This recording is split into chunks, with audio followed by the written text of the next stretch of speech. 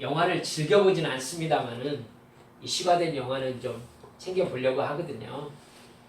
근데 유명했다던데 부당거래라는 영화는 보지를 못했습니다. 근데 그 영화에서 배우 유승범 씨가 한 말이 상당히 유명하게 알려져 있더라고요. 호의가 계속되면 권리인 줄 안다. 이 얘기가 많이 알려져 있었습니다. 참 그 대사가 저는 이렇게 언뜻 들었습니다만은 마음속에서 잊혀지질 않습니다. 우리 속담에도 물에 빠진 사람 건져놓으니 보따리 내놓으라고 한다는 얘기가 있지 않습니까? 외국에서는 이런 말이 있습니다. 당신이 누군가에게 99가지의 일을 해준다면 그 사람은 당신이 해주지 않은 한 가지의 일을 기억할 것이다. 여러분, 이게 사람입니다. 이게 사람이에요. 그래서 우리 옛 이야기에서도 머리 검은 짐승은 거두는 게 아니라 오죽하면 그렇겠습니까? 오죽하면. 여러분, 정말 급한 일이 해결되면요, 그 사람의 본래 모습이 드러나게 되어 있습니다. 자기가 아쉬울 때는 긴장하면서 상대방을 살피죠. 시간이 지나서 익숙해지고 분위기가 스며들면요, 긴장감이 떨어집니다. 그리고 어느새 그 사람의 본 모습이 드러나는 것이죠. 물에 빠졌을 때에는 일단 물에서 나가는 것이 문제여서 물에서 건져주기만을 바라지 않습니까? 그런데 일단 물에서 건져 놓으면 자기 물건 가져가지 않았느냐고 이야기한 것이 사람의 욕심이고 본심이라는 것이죠. 상대방이 나를 어떻게 보고 있는지 신경 쓰면서 말하고 행동하는 것은 얼마든지 꾸며서 할 수 있습니다. 근데 긴장감이 사라지면 자연스럽게 다른 사람을 생각하지 않은 채 자기의 본 모습과 본 생각을 그대로 행동하게 되죠. 바로 그렇게 상대방 생각하지 않고 하는 말과 행동이 바로 그 사람의 진짜 모습이라고 볼 수 있겠죠. 사람을 두고 봐야 한다라고 말하는 게 그 이유 때문일 것입니다. 그런 면에서 이스라엘 백성들의 광야 생활을 보면 우리에게 굉장히 중요한 영적 깨달음을 얻을 수 있습니다. 이스라엘 민족은요, 이집트에서 무려 430년 동안이면 굉장히 오래된 시간입니다. 조선 초기부터 말기까지가 여러분 500년이라고 하지 않습니까? 그거에 가까운 세월 동안을 노예로 살았습니다. 노예로. 강제 노동에 시달렸죠. 그들은 사람 대접을 받은 게 아니라 노예, 즉 돈으로 주고 사고 파는 짐승 대접을 받은 거예요. 인격적인 대우라고는 없었습니다. 벽돌을 구워내는 도구였을 뿐이죠. 그게 이스라엘 백성들의 필요였습니다. 출애굽기 2장 23절을 보면은 이렇게 기록되어 있습니다.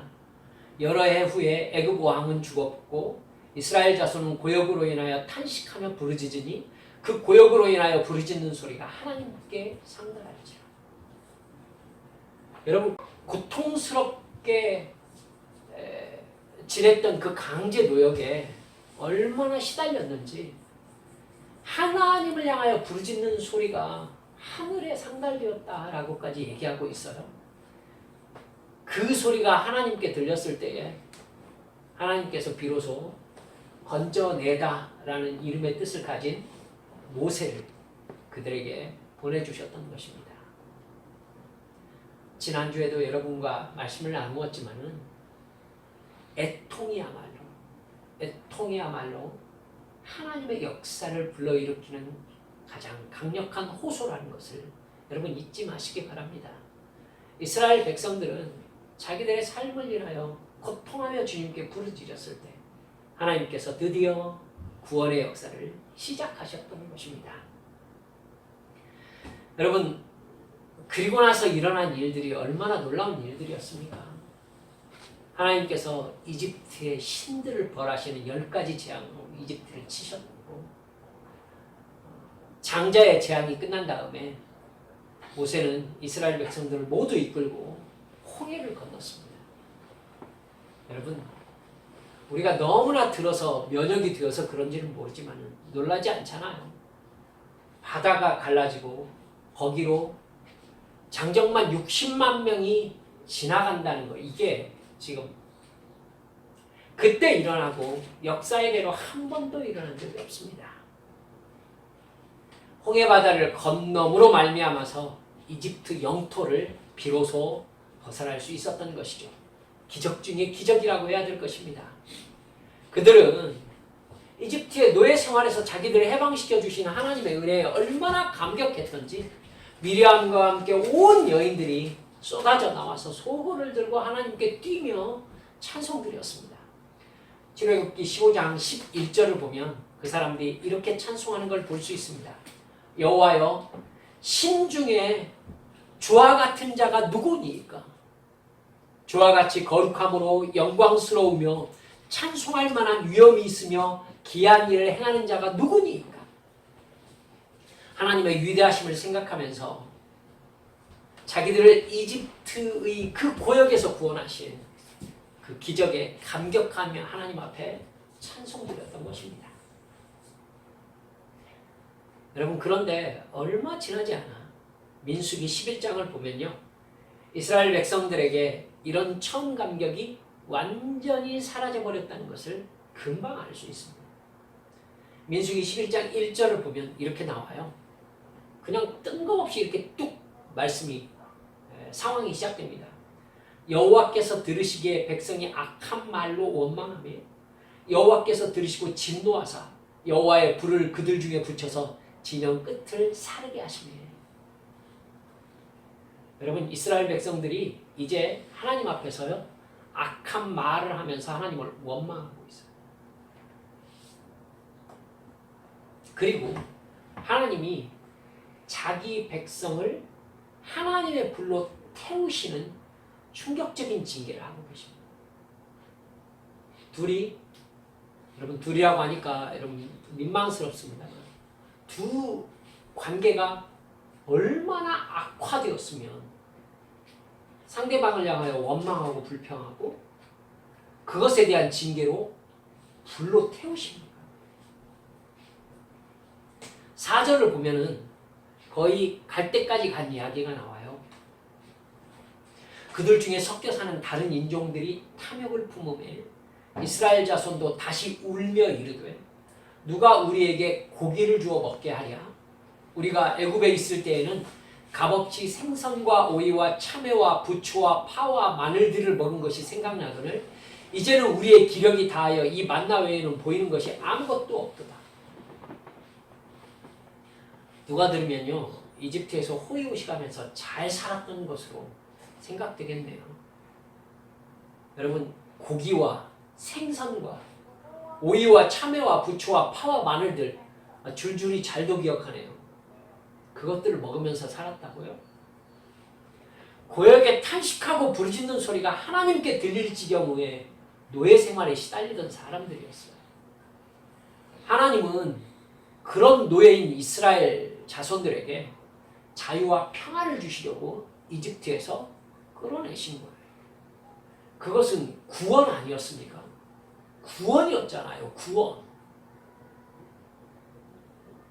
여러분, 하나님께서 그들을 그렇게 전적인 은혜로 구원시키고 난 다음에 가나안으로 이끄시기 전에 먼저 이집트 노예의 근성을 버리고 죄를 씻고 하나님의 백성으로 변화되게 할 필요가 있었기 때문에 여러분, 가나안 땅은 하나님의 땅이잖아요.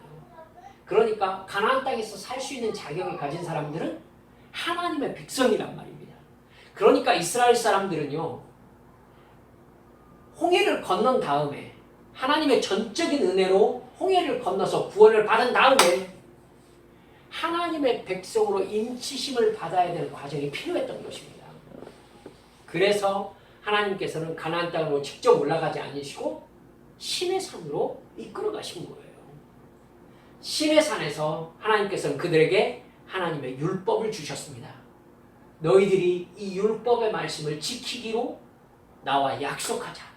이게 하나님의 백성의 자격이다. 이 약속을 지킬 때라야만이 그들이 하나님의 백성일 수 있다라고 말씀하신 것입니다. 이 약속, 언약의 관계가 맺어져야 했었어요. 이게 맺어진 다음에 가나안 땅에 들어가야 가나안 땅에서 그 말씀대로 사는 하나님의 백성으로 살 수 있었던 것입니다. 하나님의 땅에서 하나님의 백성이 하나님의 말씀대로 순종하는 삶, 이게 하나님께서 꿈꾸시는 하나님 나라였던 것입니다. 여러분 꼭 기억하세요. 하나님께서 그 사람에게 복을 주실 때에는 그 복을 복으로 받아 누릴 만한 믿음의 그릇을 먼저 준비시키십니다. 하나님의 복을 받는 사람은 하나님의 사람인 거예요. 그러니까 하나님께서 이 사람에게 복을 주셔야 되겠다. 하나님의 자식으로서 축복의 자식으로 만들어 주셔야 되겠다라고 생각하셨을 때에는 반드시 그 사람을 하나님의 자녀답게, 하나님의 백성답게 믿음을 주시는 과정을 먼저 거치십니다. 홍해를 건너게 하시면은 반드시 신의 산을 거치게 하시는 것입니다. 여러분, 믿음이 없는 사람에게 하나님의 약속은 그냥 말뿐인 약속으로 끝날 뿐인 거예요. 민수기 11장, 12장, 13장. 여러분, 이러한 이 성경은요, 지금 신의 산을 출발한 다음에 가데스 바네아 가나안 땅에 가까이 왔을 때의 이야기입니다. 여러분, 홍해를 건넌 감격이 사라지는 게 맞습니까? 이게 맞아요? 하나님의 백성이라고 말씀 주신 그 말씀을 전부 다 잊어버리는 게 이게 정상입니까? 그럴 수 있습니까? 오직 하나님의 능력으로만 가능한 만나와 메추라기와 여러분 바위에서 터진 생수와 구름기둥, 불기둥에 대한 감격과 감사를 잃어버린 것입니다. 처음에는 하나님과 같은 신이 누구냐고 찬양해놓고 이제는 만나밖에 없냐는 것입니다. 호의가 계속되니까 권리인 줄 아는 것이죠. 이제 그것들을 당연하게 생각하는 것이죠. 이래서 머리 검은 짐승은 거두는 게 아니라고 이야기했던 것 같습니다. 이게 사람, 이스라엘 민족, 우리의 본색입니다. 목숨을 건졌고 그렇게 고통스러운 노예 생활에서 벗어났습니다. 위기와 긴장이 해소되었습니다. 1년쯤 시간이 지났습니다. 긴장감이 풀어진 것이죠. 하나님의 은혜가 당연해진 것입니다. 하나님의 은혜가 당연해지면요, 사람은 하나님을 주인으로 섬기지 않습니다. 자기 주인은 자기라고 하면서 선악과를 따먹었지 않습니까? 그 본성이 그대로 다시 살아나요. 하나님께서 우리를 구원하셨습니다. 이집트에서 우리를 건져내셨습니다. 홍해를 건너게 하셨습니다. 우리는 하나님의 백성입니다. 그 마음이 슬며시 사라지면서 내 삶은 내 것이라. 내 삶의 주인은 나의 것이라. 하나님 앞에서 긴장하면서 자기가 하나님의 은혜로 살아가고 있다는 것을 잊어버리면 하나님을 섬기는 것이 아니라 이제 본래 인간의 죄성인 자기 욕망을 섬기게 되는 것입니다. 자기를 하나님의 뜻을 이루는 사명자로 생각하는 것이 아니라 하나님을 자기 뜻을 이루는 도구로 생각하는 겁니다. 하나님께서 나를 구원해 주신 십자가의 대속의 죽음과 부활의 소망을 잃어버리고 내 소원은 이것이라면서 내 소원을 들어달라고 얘기하기 시작하는 거예요. 여러분, 이스라엘 백성들은요, 이제 하나님께서 이스라엘 백성들에게 아쉬운 것이 있는 것이냐 생각하고 있어요. 하나님이 아쉬워요? 지금? 하나님이 일단 이집트에서 끄집어내셨으니까 어쩔 수 없이 가나안으로 인도해야 된다고 착각하고 있어요. 여러분 그런 이스라엘 민족이 가데스 바네아에서요 정탐꾼들의 보고를 받고 보이는 그러한 태도가 어쩌면 뻔한 것이라고 얘기할 수 있을 것입니다. 그날 밤 이스라엘 백성들은요 자기들이 하나님을 누구라고 생각하고 있는지를 그대로 드러냅니다. 민수기 14장 1절에서 3절을 보면은 온 회중이 소리를 높여 부르짖으며 백성이 밤새도록 통곡하였더라.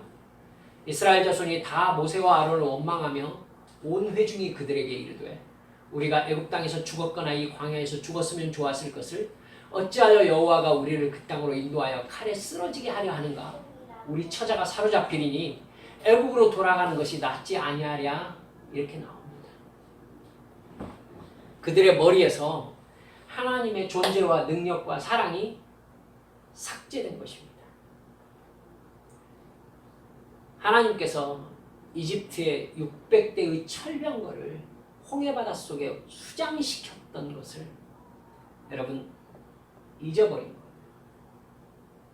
만나와 메추라기와 바위에서 흘러나오는 생수, 자기들의 삶의 순간순간이 모두 하나님께서 베풀어 주신 기적적인 은혜로만 가능하다는 것을 잊어버린 겁니다. 그들 그렇게 하나님 앞에 울며 원망하면서 이집트로 돌아가자고 얘기하던 그날 아침에도 하늘에서 내린 만나를 먹었겠죠? 자기들의 목숨이 오직 하나님의 은혜로 유지되고 있다는 것을 전혀 생각하지 못하고 있는 겁니다. 단 두 사람, 여호수아와 갈렙만 광야에서 생존하는 모든 순간이 절대로 당연하지 않고 하나님의 은혜로만 가능하다는 것을 인식하고 있는 거예요. 하나님이 베풀어 주시는 일용할 양식인 만나, 메추라기와 반석의 물, 이 두 사람만 아직도 은혜로 생각하고 있는 겁니다. 감격과 감사를 잊지 않고 있는 거예요. 근데 나머지 이스라엘 민족은 하나님을 주인으로 섬기는 게 아니라 자기 욕망을 주인으로 섬기기 시작한 지 오래된 것입니다. 하나님이 주신 율법대로 순종하는 것은 관심도 없습니다. 인간은 자기 욕망을 주인으로 섬기면 지배욕과 소유욕이 충족되어야 만족하게 되어 있습니다. 돈과 권력을 얻어야 만족하는 것이죠. 일단 물에서 건져 놓으면 물에서 건짐받았다는 것으로 만족하지 않는 겁니다.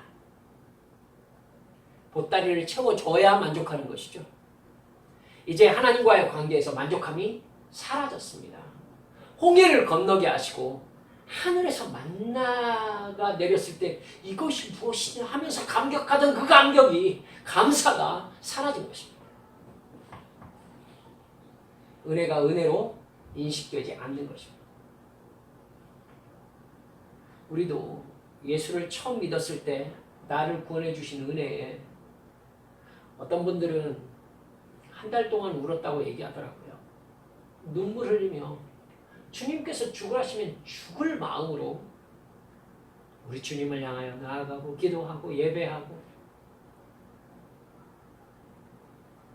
주님 없으면 살 수 없을 것처럼 주님을 찾고 기도하고 예배를 좋아하면서 교회를 사랑합니다.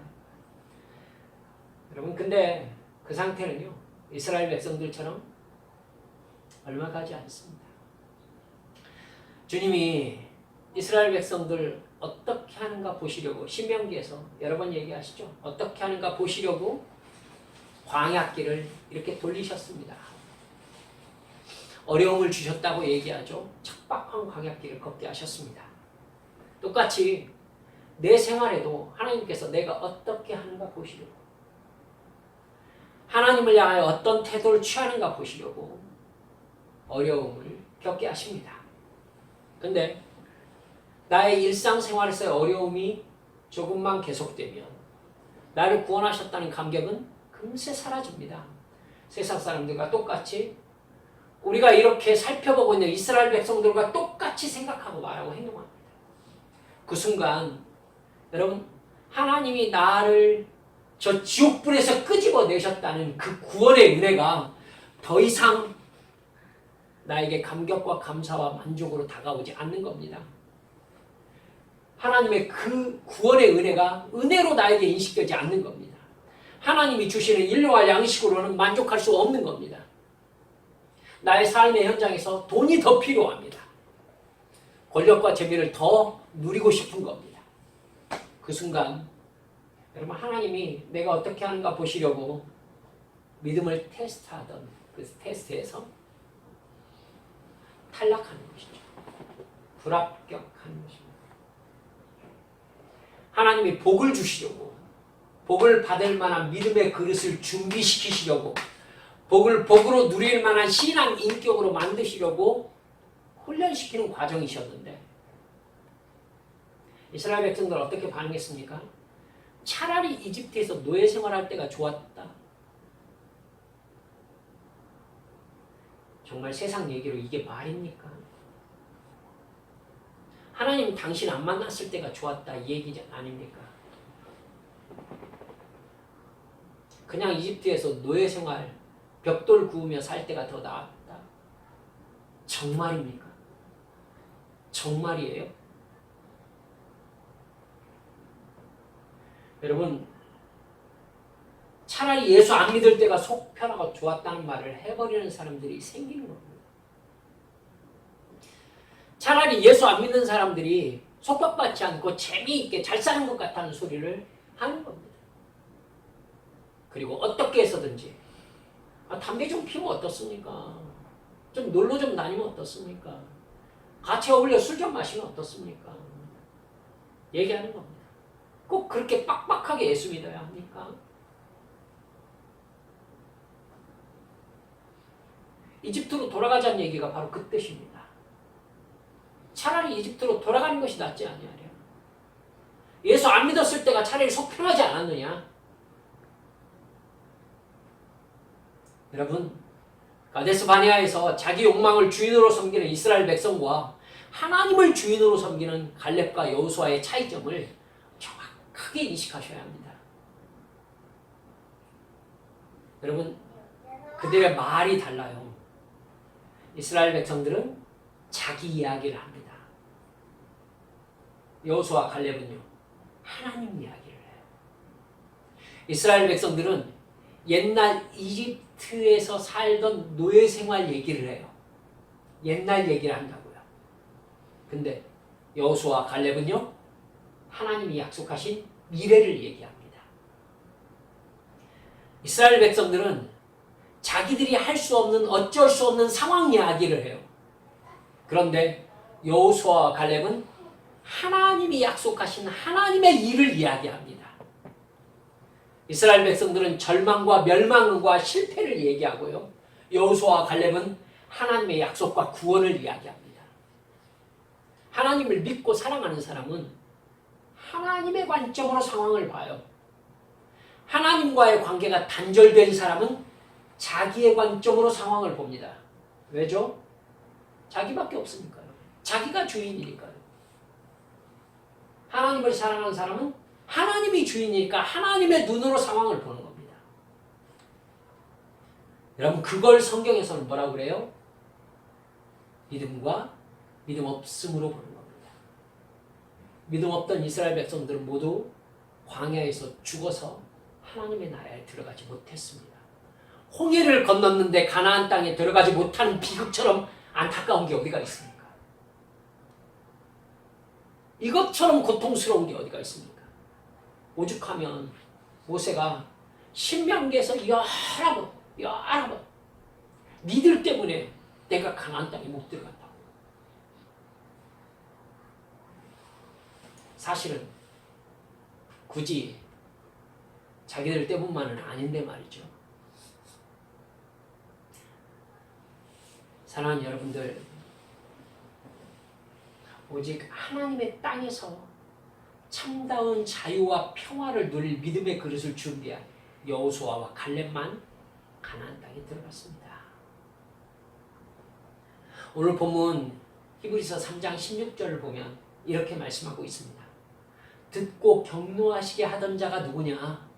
모세를 따라 애굽에서 나온 모든 사람이 아니냐. 이게 고통스러운 거죠. 모세를 따라서 애굽에서 나와 홍해를 건넜는데 그 사람들이 하나님을 진노하게 하셨다는 것이죠. 세 번역으로 보면 의미가 확실해요. 말씀을 듣고서도 하나님께 반역한 사람들이 누구였습니까? 모세의 인도로 이집트에서 나온 사람들 모두가 아니었습니까? 모세의 인도를 따라 홍해를 건너고 하나님의 말씀을 직접 듣고도 그들은 하나님께 반역했다는 것입니다. 17절을 보면 하나님께서 40년 동안 홍해를 건너고 만나와 메추라기를 먹고 반석에서 솟아나는 물을 마시는 기적 속에서 살았던 그 출애굽 1세대들에게 하나님께서 진노하셨다라고 얘기하고 있습니다. 매일매일이 기적의 연속이었고, 여러분 하나님의 은혜가 없으면 단 하루도 살아갈 수 없는 그런 삶의 연속이었지만, 여러분 그들은 조금 후에 그 은혜에 익숙해졌습니다. 그리고 더 이상 이집트의 노예 생활에서 구원해 주신 하나님의 은혜에 대한 감사와 감격을 잊어버렸습니다. 그리고 하나님이 아니라 자기 욕망을 섬기기 시작했습니다. 그러자 하나님은 홍해를 건너게 하신 그들을 향하여 진노하셨던 것입니다. 그리고 그들이 결국 하나님을 믿지 않고 사랑하지 않고 감사하지 않고 감격하지 않는 모습을 보시고 너희들은 내 땅에 들어올 수 없다. 광야에서 너희들은 모두 죽을 것이다. 이렇게 말씀하신 것입니다. 여러분, 우리는 광야 생활이 우리가 세상에 머무는 시간이라고 이해하고 있습니다. 우리가 이 세상 광야 생활을 하고 있다. 가나안 땅을 천국을 예표하는 상징으로 우리가 이해하고 있지 않습니까? 하나님의 은혜를 받고 교회를 다녀도 하나님께서 십자가 보혈의 대속의 죽음으로 우리를 구원하신 그 구원의 은혜, 그 구원의 은혜에 믿음으로 반응하지 못하면요, 영생에 들어갈 수 없다고 지금 우리에게 가르쳐주고 있는 거예요. 한번 정한 마음 끝까지 변해서는 안 되는 것입니다. 홍해를 건너게 하시던 그때 속옷치며 나와서 하나님을 찬양하면서 이집트의 노예 생활에서 우리를 건져내셨다. 죄와 사망의 법에서 우리를 건져내셨다. 저 지옥에서 우리를 끌어내셨다. 감격하면서 하나님 앞에 눈물을 흘리면서 주님, 이제 주님을 위해 살겠습니다. 주님의 말씀에 순종하며 살겠습니다. 이렇게 감격하며 눈물을 흘리며 예배하고 싶어하고 기도하고 싶어하고 주님을 만나고 싶어하고 말씀 깨닫고 싶어서 성경을 읽던 그 감격, 여러분 그것이 우리의 평생 가야 마땅하다고 성경은 이야기하고 있지 않습니까? 우리도 나를 구원하신 예수 십자가 죄사함의 은총에 대한 감격과 감사를 내가 이 세상 떠나는 끝날까지 가지고 가는 믿음이 있어야 여러분 구원에 이룰 수 있다라고 사실 얘기하고 있습니다. 라오디게아 교회에게 주님께서 뭐라고 하셨습니까? 네가 이제 뜨겁지도 않고 차갑지도 않고 미지근하구나. 구원의 은혜에 익숙해졌구나. 이제 내 은혜가 그렇게 감격스럽고 감사하지 않구나. 이제 네 안에 있는 죄의 본성이 슬금슬금 살아나고 있구나. 돌이켜 회개하라. 그렇지 않으면 내가 어떻게 하리라? 토하여 내치리라. 토하여 내치리라. 여러분, 이게 믿음 생활의 근본입니다. 기본입니다. 가장 중요한 부분입니다. 우리 천국 어떤 믿음으로 들어갑니까? 십자가 보혈의 은혜, 나를 대속하신 그 은총에 감사하는 믿음으로 들어가는 겁니다. 그게 구원이에요. 그게 구원이에요. 여러분, 근데 주님께서 성경 전체를 통해서 이스라엘 백성들에게 얘기하고 있잖아요. 하나님의 선민입니다. 구원 백성들이라고 얘기했던 사람들이에요. 홍해를 건넌 사람들입니다. 그 사람들에게 뭐라고 하고 있어요? 처음 믿음을 지키지 못하는 사람들이 있다. 자기 욕망을 섬기는 우상 숭배자들이 있다. 하나님의 백성이라고 하는 사람들에게 그들은 구원에 이르지 못할 것이다. 구원의 은혜에 대한 믿음과 감격과 감사를 잃어버렸을 때에 이스라엘 백성들처럼 구원에 이르지 못하는 사람이 될 수 있다라고 엄격하게 경고하고 계시는 거예요. 그 사람이 여러분 마태복음 13장 18절에서부터 얘기하는 씨 뿌리는 비유에 나온 사람들입니다. 어떤 사람들인지 기억나시죠? 말씀이 돌밭에 뿌려진 사람, 가시떨기에 뿌려진 사람. 말씀이 싹은 나요. 그러나 돌밭에 가시떨기에 그럼 그냥 눌려서 사라지는 것입니다. 기억합시다. 변함없는 믿음의 단계, 그 구원의 은총을 어느 순간에도 잊지 아니하는 구원의 감격을 붙잡고 있을 때라야만이 하나님께서 주시는 복을 복으로 누릴 수 있다는 거 여러분 꼭 잊지 마시기 바랍니다. 이게 축복의 자녀로 사는 방법입니다. 성경에서 하나님의 존재와 사랑과 능력을 세상에 나타나는 사명자로 쓰임받은 사람들 생각해 보세요. 모두 하나님께서 시험을 통하여 신의 산의 단계를 거쳐서 인도한 사람들입니다. 여러분, 믿음의 그릇에 하나님의 복이 담기는 겁니다. 아브라함에게 하나님께서 이삭을 주셨죠. 이건 아브라함의 인생에 대한 구원입니다.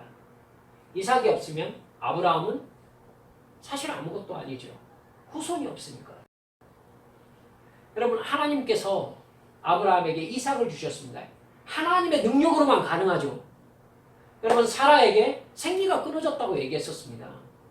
그런데 여러분, 이삭이 생겼어요. 하나님의 전적인 은혜죠. 하나님의 은혜입니다. 구원을 상징하는 사건인 것입니다. 여러분, 근데 그 이삭을 주시고 나서 하나님께서 아브라함에게 뭐라고 하시죠? 이삭을 제물로 바치라. 번제로 바쳐라. 죽여라 이 얘기잖아요. 제물로 바쳐라. 사랑하는 여러분들, 성경에서 아브라함이 이삭을 바치러 갈 때에 망설이는 거 발견할 수 있습니까? 여러분, 그 관점으로 그 성경 한번 보세요. 아브라함은요, 이삭을 바치라고 하니까 거의 1분 1초도 망설이는 법이 없는 모습으로 나타나요. 자기 아내 사라한테도 얘기 안 해요. 여러분, 아들을 죽이러 가는데 자기 아내한테도 얘기하지 않아. 너무 충격받을까 봐 그랬을까? 아들 이삭이 자기 것이 아니라 하나님께서 주신 전적인 은혜라는 걸 아브라함은 한순간도 잊은 적이 없는 겁니다. 주신 하나님이 달랐는데 뭘 망설이겠는가? 그거예요. 그러자 하나님이 아브라함에게 이삭을 향하여 칼을 든 그 순간 그 자리에서 말씀하세요. 내가 이제야 네가 하나님을 경외하는 줄을 알았노라. 그리고 창세기 22장 16절에서 18절에서 이렇게 축복하십니다. 가라사대 여호와께서 이르시기를 내가 나를 가리켜 맹세하노니, 하나님이 하나님을 가리켜 맹세하노니 네가 이같이 행하여 내 아들 내 독자를 아끼지 아니하였음즉 내가 네게 큰 복을 주고 내 씨로 크게 성하여 하늘의 별과 같고 바닷가의 모래와 같게 하리니 내 씨가 그 대적의 문을 얻으리라. 또 내 씨로 말미암아 천하 만민이 복을 얻으리니 이는 네가 나의 말을 준행하였습니다. 여러분, 하나님께서요 말씀을 주시고 그 말씀대로 순종하는 그 믿음의 그릇을 보신 다음에 하나님의 축복이 실현된다는 것을 잊지 않으셔야 합니다.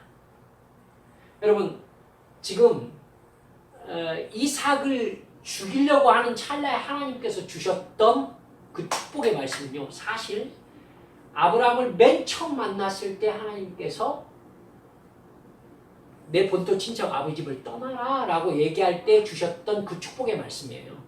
똑같이 리바이벌 하신 거예요. 그건 결국 무슨 뜻입니까? 하나님께서 맨 처음 주신 약속은 이삭을 바칠 때에 현실화되었다는 얘기죠. 하나님은 언제나 이렇게 역사하시고 복을 주십니다. 하나님의 말씀은 약속으로 주어집니다. 이 약속에 대해서 믿음으로 반응해서 하나님께서 주신 약속의 말씀을 준행할 때에 하나님께서 주신 약속이 내 눈앞에 현실로 드러나는 것입니다. 사랑하는 여러분들, 하나님은 말로 섬기는 신이 아니라 행동으로 내 믿음을 증명하면서 사랑의 관계를 맺는 신이십니다. 정리합시다. 하나님은 구원을 주십니다. 그 구원의 은혜에 변함없는 믿음과 감사와 감격을 간직하면 하나님이 그에게 그 다음 단계의 복을 약속하시면서 하나님의 말씀을 주십니다. 그 약속의 말씀에 순종함으로 믿음을 증명하면 하나님의 약속이 현실이 됩니다. 여호수아와 갈렙이 변치 않는 믿음을 증명함으로 그 축복을 받았습니다. 우리 한빛 가족들, 구원의 은혜에 변함없는 믿음과 감사와 감격을 간직하십시다. 하나님의 약속의 말씀을 믿고 순종하여 내 믿음을 테스트하시는 하나님의 시험에 멋지게 통과하십시다. 그래서 하나님께서 이 세상에서 하나님의 존재와 사랑과 능력을 세상에 증거하실 때에 나를 사용하셔서 구원의 복된 소식, 하나님의 그 놀라우신 은혜를 세상에 증거하시는 귀한 사명자로 쓰임받으시기를 우리 구주 예수님의 이름으로 축원합니다. 이 시간 하나님 앞에 함께 기도하십시다. 이 시간 기도할 때에 혹 내가 이스라엘 민족의 마음을 가지고 있지는 않았는가? 이제 하나님께서 내게 베푸신 그 구원의 은혜에 대한 감격보다 내가 하나님께 뭘 달라고 하는 데에만 내 기도의 포인트가 맞추어져 있지 않았는가? 그 십자가 대속의 죽음이 나에게 여전히 소고들고 춤출 만한 감격과 감사인가? 내가 그 처음 믿음, 그 에베소 교회에 말씀하셨던 그 첫사랑 첫 믿음을 지금도 변함없이 간직하고 있는가 점검합시다. 그게 아니라면 이 시간 주님 앞에 돌이켜서 주여 나에게 그 첫사랑 첫 믿음을 회복시켜 주시옵소서. 주여 내가 그 구원의 은혜에 내 삶이 끝나는 날까지 붙잡혀 살게 해주시라고. 그리하여 하나님께서 나의 믿음을 신뢰할 수 있을 만한 멋진 믿음의 사람으로 살다 가게 해달라고 우리 주님 앞에 함께 통성으로 기도하시겠습니다. 아버지 하나님, 우리 주님,